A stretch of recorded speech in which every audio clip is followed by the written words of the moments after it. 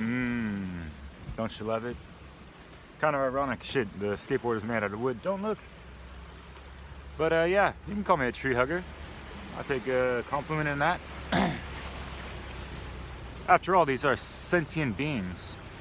Kings of the plant kingdom, you know? Doesn't that ever dawn upon you guys that, you know, these majestical living creatures that live longer than you? Unless they get polluted, uprooted, you know, or whatever, but where would we be without trees, you know? That's why I've always loved, in the Lord of the Rings, the Ents. I wish I could speak Entish, you know, talk to these beautiful guys, you know. It's really not comfortable. I'm sitting on the roots. So, yeah, out by the coast. And yeah, it just amazes me, these trees. You know, they've been here for so long. They've endured such brutal weather. And these, you know, beings are naked, you know. Designed like that, you know, they got a intelligence of their own. But yeah, when was the last time you put your hands on a tree and tried to feel into that life energy, you know? It's powerful stuff. It's healing, therapeutic, holistic, you know? But yeah. And you know, going back to the Lord of the Rings, you know, in the Two Towers, when Saruman ordered all the orcs and, you know, those monkeys, he ordered them to uproot all the trees, you know, get the tree. It was like a war on nature, you know.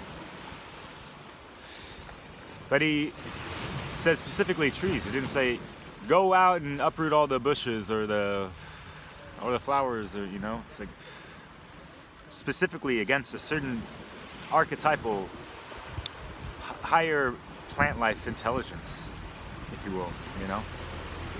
It's really interesting to, you know, yeah, just try to feel into these things and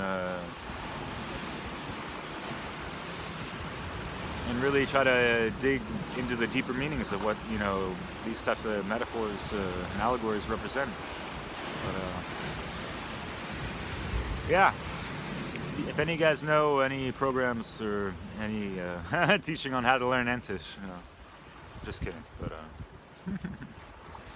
yeah, we have to preserve these ancient beings, you know. They hold wisdom. Same with crystals and things like that, you know. We can tap into that. We can live symbiotically with them, you know. So, yeah, feel free to go hug a tree. Or just, you know, when you're walking in nature, just say hello. Say hello. Thank you for your magnificent beauty and allowing us to breathe this fresh air, right? You know, it's a good place to be in that level of awareness and gratitude and things like that, you know. So yeah, bon balade. Welcome to Rivendell.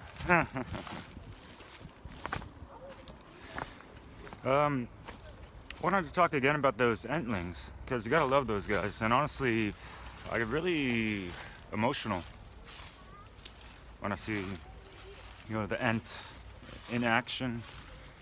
And yeah, they're kind of funny and slow, and they might seem dumb to people, but yeah, they live a non-linear lifestyle. And if you, holy shit, really paid attention to, I was gonna go across the bridge, but it's broken.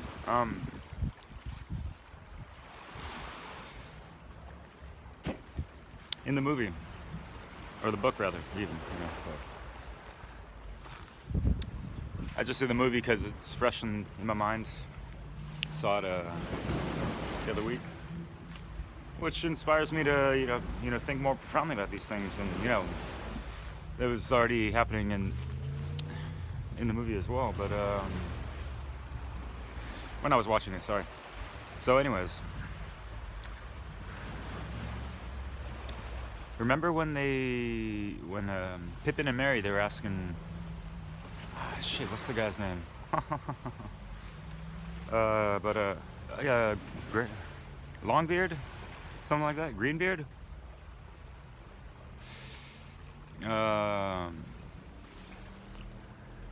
So what side are you on?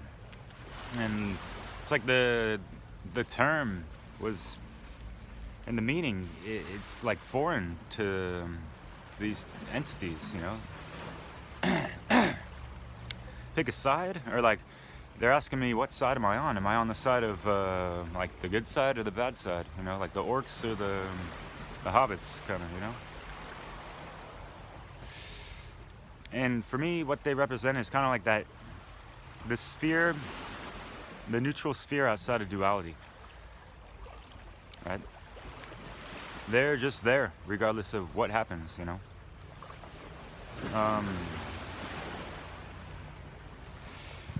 But I feel at the same time, just, you know, the free will of energy in the universe wants to live unbridled, unslaved, without fear, without harm, you know.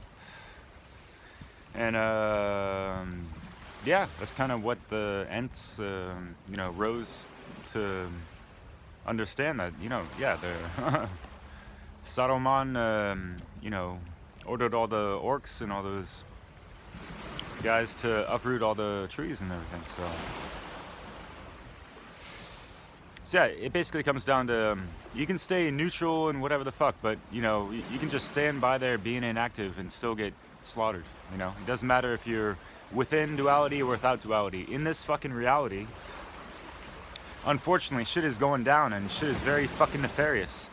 And we cannot have even the most sagest people really just sit on the fucking sidelines and do nothing, as if, you know, staying in the realm of neutrality is gonna save them and save others, in a sense, you know.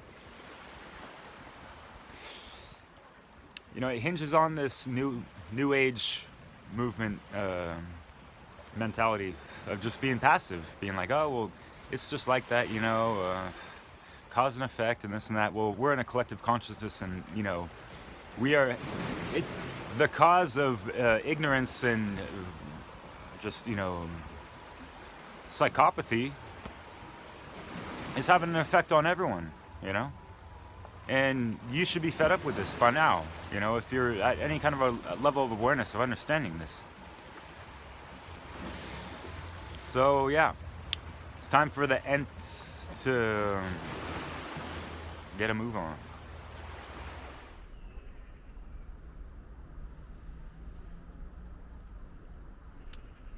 Yep, me and old treebeard go way back, you know.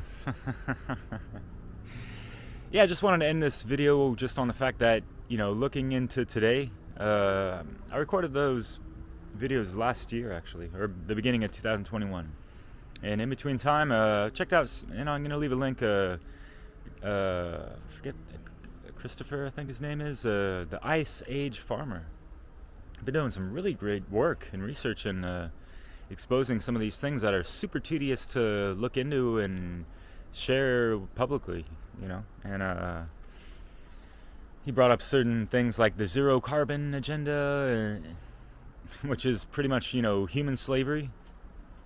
And there's also the, what do you call it, this whole phenomena of these huge corporate or international groups, globalist entities that are investing millions, sometimes billions, into trees. Only trees. And at the same time, there's like this lumber issue going on. I don't know if you heard about that, but yeah, the price of wood is going up because they're manufacturing a wood shortage. Even though, you know, you talk to some truckers and they drive by the depots and the factories, and the wood's like stacked up to the, you know, the sky. Yeah, what is this all about, right? It's not for our benefit. And what these people are doing and with investing in trees, it's the Agenda 30, Agenda 21 thing that has been exposed and talked about for decades. And wow, rest in peace, Rosa Quar. apparently she passed away, and she's read read books, written at least one book about it. I think it's called The Green Mask, something like that.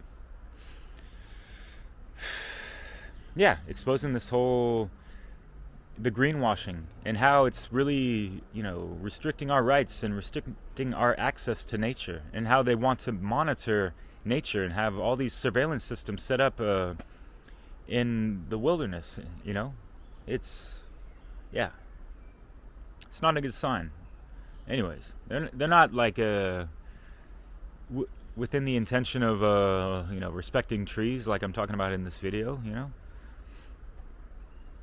They don't speak no Entish. What the fuck, yeah. Anyways, yeah. We don't need, the controllers to give us their solutions every single freaking time, you know what I mean? Yeah, deforestation is a huge fucking problem in this world. Yes, of course. But yeah, that's another topic on some other contrived stuff, but yeah.